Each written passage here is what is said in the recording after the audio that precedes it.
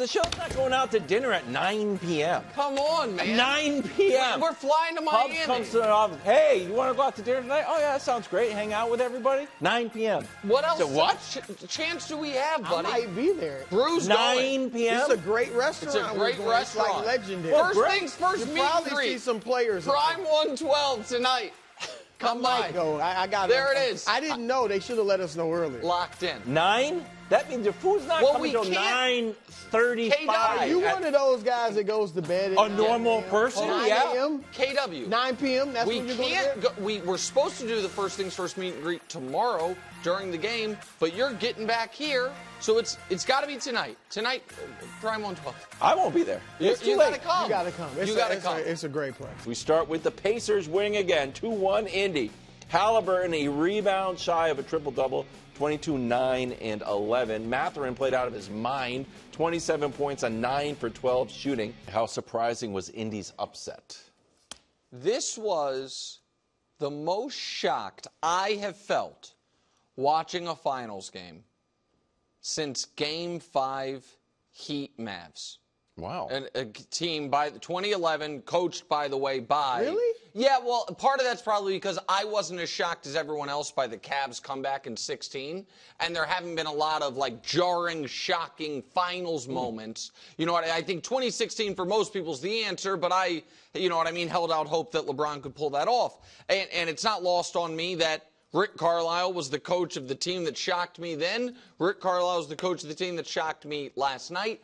I understand as a gambler that it's only a 5.5-point spread. And listen, 5.5-point underdogs win all the time. But I was as certain as anything.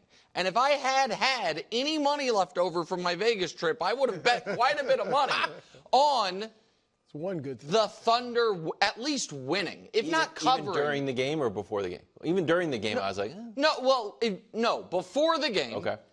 I thought that they were going to have the same first quarter they've had in basically every game. And then when the Pacers were able to keep it tight, I was very surprised. But then the end of the third quarter, I was like, oh, that's a shame for Indiana. At the end of the third quarter? Yeah, because the quick little 6-0 run in the final 30 seconds of the third to where it went from Indiana up 1 to down 5. I'm like, oh, okay, now you lose. And not only did they not lose there, they dominated that quarter. The Thunder were the team that was out of sorts. The Thunder were the team whose superstar ran out of gas. The Thunder were the team who were grabbing their shorts. And the Pacers were composed and great. And I recognize that since January 1, the Pacers have been, by a lot of metrics, including record, the second best team in basketball. But they've been the second best team in basketball to this team, and the gap was pretty substantial. Playing an Eastern Conference schedule. And so I am shocked, like truly shocked that not only did they win, but they didn't go 21 of 37 from 3, and it's just like, modern NBA. They were 9 of 27 from 3. Right. There was nothing that happened last night. Mathurin scoring 27 in 22 minutes. 12 shots. Right, is great, but we saw him score, I think, 22 in 20 minutes against the Knicks. Like, nothing that happened last night felt impossible or unsustainable. I'm stunned. Wow. I am utterly stunned by what happened last night. I'm surprised. I'm not as surprised as you are because I did feel like they could have a chance. And I think this thing still goes back to Oklahoma. I just thought the games would be reversed. But I felt like Indiana had a shot. But I am stunned that they're up 2-1. If I wasn't surprised, I would have stuck with and never abandoned Naptown. Doesn't work. Doesn't work at all. All right. I'm going to keep doing it. It works for me. Every once in a while, I got to choose my spots. Yeah. I can't come out here and brag about Exactly. Naptown and gloating anymore, but I can throw it in there. Yeah. But I'm surprised at how it happened. Not just that it happened, but how it happened. They beat OKC at its own game. Yes. The bench. Now, we know they both have good benches, but OKC's bench is viewed as better even, Yep. and yet it was the bench of Indiana.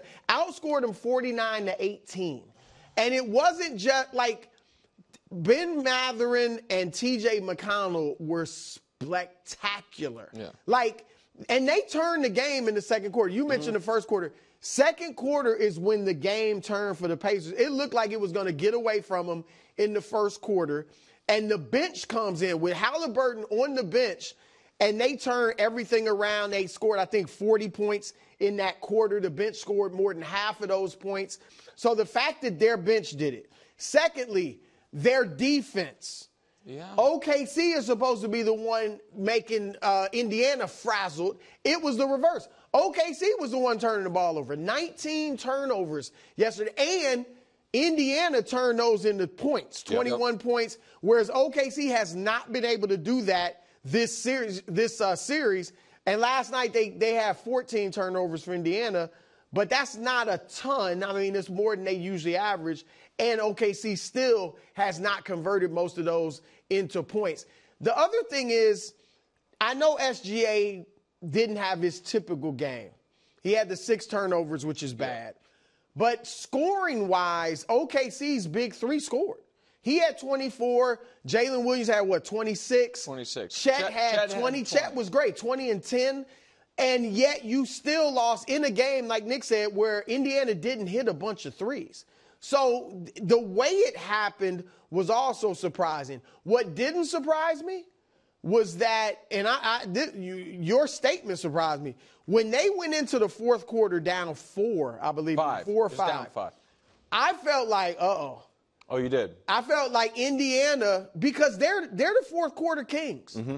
They really are. And they are plus 27 in the fourth quarter in this series. They're plus 27 in the fourth quarter throughout the playoffs.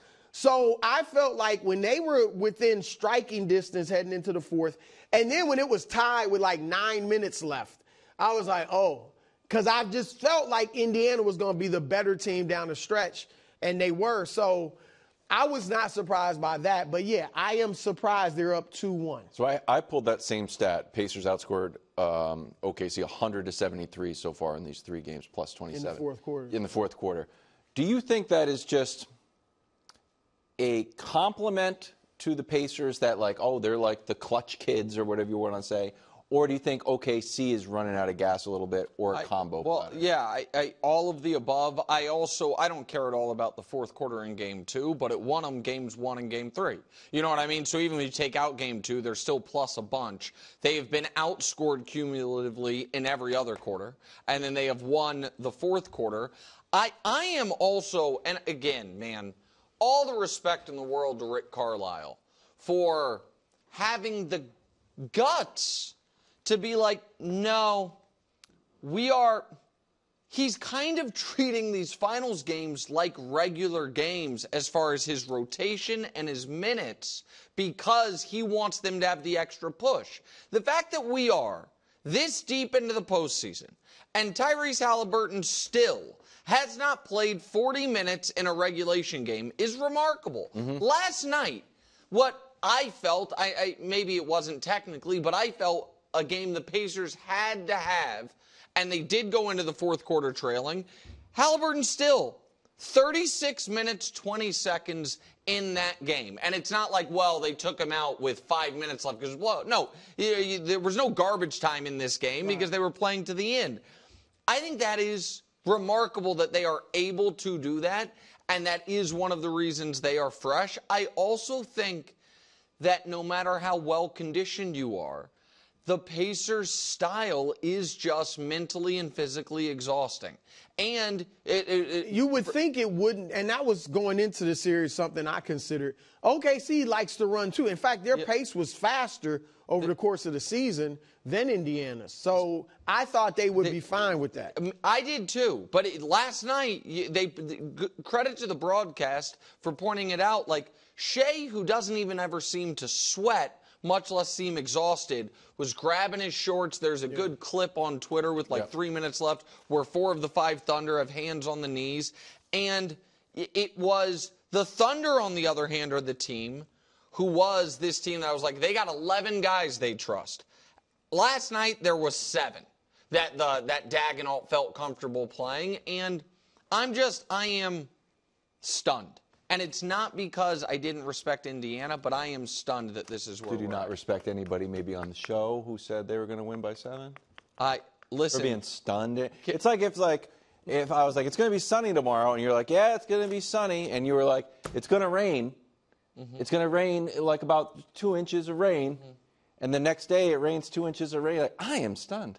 Yeah, I am stunned it rained. No one saw that coming. I must give you credit, KW. The only reason I can't give you full credit. Yes. And I'm not trying to undercut your credibility to the audience. That's okay. Promise. The audience understands. But I feel like had Brew done what you wanted him to do, which is stick with the Pacers, you would have not only picked the Thunder, but you would have been talking about how the Thunder have a chance to go on a run because they're a historically great team. Well, I guess we'll never know. I guess I guess not. On the OKC side, SGA held to under 30 for the first time this series, 24 points. What did you make of SGA's night? Well, the worst thing about it was the turnovers. Yep. I mean, he shot 9 for 20. It's not 50%, but it's not terrible. He scored 24. It's not what they're used to. But again, 24 points is not a bad night. But it was the turnovers, 6 of them. And Andrew Nembhard and Ben Shepherd, I mean, they, to a degree, McConnell didn't really guard him that much. They picking him up full court. I loved it. Yes, that was – because you rarely do see that in the NBA. Yeah. You rarely see somebody picking you up full court. And Nembhard, who, you know, he knows from growing up in Canada and all that, like, he did a great job. You just want to make it tough on him. And they wore him down. You mentioned, you know, hands on the knees and stuff like that. He only scored 3 points in the fourth quarter. Yeah. And there is no question that was because of fatigue. No question about it. And so I just thought Indiana, and this is what we said going in, Rick Carlisle, he had a few days to put something together. He clearly did. And it got to SGA for sure. And like you said, Wilds, this is what he's done in these game threes too, in these different series. So that was a spectacular defensive performance by Indiana. They flustered the MVP. So here's what we talked about. Game 1, he's averaging, what's that, Nick, about 34 points. Game 2, again, about 35 points. In Game 3, he had 18 against the Nuggets, 14 against the Wolves, and then 24, which is still good, but just far from 38 and 34 that he had earlier in the series. Yeah, and the turnovers were the worst part of it, and the worst part of it for the Thunder. Thunder had 19 turnovers this game. The Pacers only had 15, which 15 you usually wouldn't want. Against the Thunder, you kind of be like, okay, I'll take it.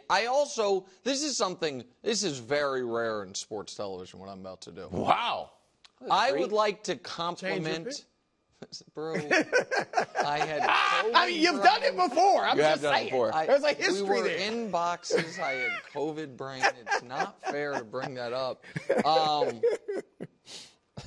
I would like to compliment the officials through this whole series. I think they've been excellent.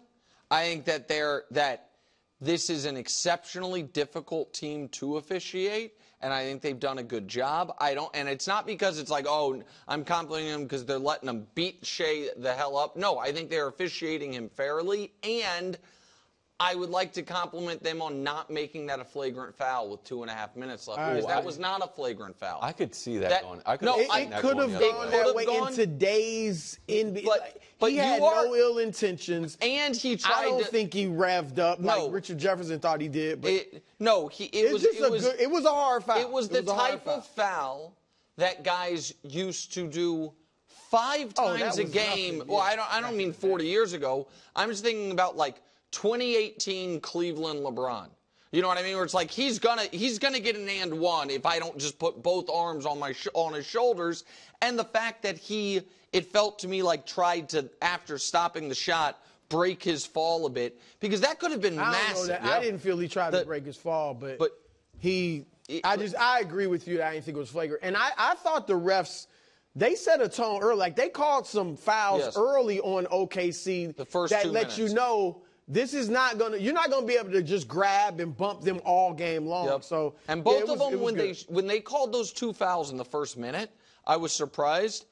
each time, and then they showed the replay. I'm like, that's yeah, an obvious foul. fouls. That's right. a definite foul, and they're setting the tone. Like, not that we're going to call everything, but you're not going to be able to clutch and grab that way. All right, let's look forward now to Game 4 and beyond. There's Tyrese Halliburton, who's got his eyes set on a larger prize. Now, this is a proprietary graphic to First Things First, but it has been out there bootlegged. The winner of Game 3 in the NBA Finals has won. Oh, shoot, I screwed it up. When the series is tied 1-1, look, the Pacers got an 80% chance of winning this thing historically, okay? That's what it says. Vegas agreed, sort of. The Pacers' odds moved from plus 400 to plus 185. If Vegas agreed, the Pacers would right now be like minus 400. What did I say? 400. What did I? I'm just Vegas agreed, sort of. It had to move a little. All right. Sort of. Yeah. Okay. They're still underdogs, but are you starting to believe that Indy can win the title? I'm starting to believe this thing is going 7. To answer the question, yes. Ooh. Well, otherwise, OKC's got to win the next 3 games. If it is, or the Pacers win. or quicker. right, or the Pacers get rid of them before that. But I definitely think they can win this series now. There's no question about it. I would lean toward OKC in 7. I'm leaning toward that. But here's the thing: if it gets to 7. I actually think, even though it would be in Oklahoma, and that's an advantage for them because they've been great at home. Remember, they're now 4-4 on the road in the playoffs. We're a team that's won 68 games, been pretty dominant. Denver wasn't dominant, but been really good in the postseason. To be 4-4 on the road says a lot. 2-4 if you take out the Grizzlies. Right. I mean, the Grizzlies and were a mess. Ja was out by then, and the whole thing. But so I can't say Indiana would have the advantage in a Game 7, but I think there is something to nobody thinking they were even going to get there, including the 2 teams. Like, OKC is human. Them being the biggest favorite ever, was it? Or one of the biggest favorites ever? Yeah, it would be the biggest favorite to ever win, tied with the 04 Pistons. Okay, so one of the biggest favorites ever. And they're hearing that going into this series. They've been dominant throughout the season, hearing that they're one of the best teams ever, maybe in a dynasty in the making. And now you've got this team that's now in a 7th game, which there's an advantage there for Indiana in their minds, the Pacers, because they know, we got this team. It's almost like a bully who thought he was going to roll over somebody. Now he finds out, okay, this is a tough fight. And now that can work against him. So I think if Indiana gets to 7, they got a great – and they're clutch. It's just like I thought last night. When it's tied with 9 minutes left, I felt like this is advantage Pacers. And so they are a clutch team. If it's close in a Game 7, 4th quarter, you got to be looking at Indiana in that point. So, and here's the other thing, Nick. They have – other than – when they're not turning the ball over – they pretty much solved OKC's defense. Well, because they're shooting 48%. They're shooting 39% from 3. So even the turnovers is that's the thing. Huge, but 14 and 15, you can live with that. They average 12 in the regular season. They're one of the best. That's right. Especially when they are not letting OKC turn these turnovers into points. That's their defense. They're just getting back and making sure, even if we turn it over, we're not going to give them points. OKC's had 14 points off turnovers in each of the last 2 games. That's nothing when you've made 14 and 15 turnovers. So they got a real shot at this for sure. I can't believe it, but yeah, absolutely they have a real shot. And I don't think the Pacers are looking at it like, let's get it to a Game 7. I think the Pacers are looking at it like, if we don't lose at home, we're champions. And it's a crazy spot to be in, but I also think it's a slight advantage Indiana that this is the one quick turnaround spot where they play tomorrow. Every other game, there's 2 days between. They play tomorrow. I think that all of a sudden, the Thunder, if you're Dagnall, you're like, man, do I make another starting lineup change? Does Caruso go in the starting lineup? Do I go back to the lineup that going into this series was 80 and 18? Well, the team was 80 and 18. I know they wasn't the same, but primary starting 5. And then there is the added pressure for Shai, which is everything was in front of you. Best player in the league discussion was going to be there. Greatest seasons we've ever seen by a guard. We were having it. The start, we didn't do it on this show, but other shows certainly did. What's the next 5 years look like for this team? All of that was right there. And listen, you are allowed to have an off night. And I don't think last night was an awful night. I think it was an off night. But Shai Gilgeous-Alexander walks into this game 4 with the weight of the world on his shoulders. And it should be. That is the great thing about sports. And I, by the way, expect him to answer the bell. But it's just so much there where the Pacers, there is no scenario they are going to feel uncomfortable in, and there is no scenario that crowd in Indiana in Game 4 is going to feel like we're out of it. And that's a dangerous thing. And this is no disrespect to OKC. I felt the crowd more last night than I had in Games 1 and 2. Like, they just seemed more, it felt louder. You know, obviously I'm just watching on TV, but it just felt like they were having more of an impact on that game. Spirit of the Naptown. OKC crowd. Thanks for watching. Subscribe here to get more from the show and to check out clips from other shows on FS1.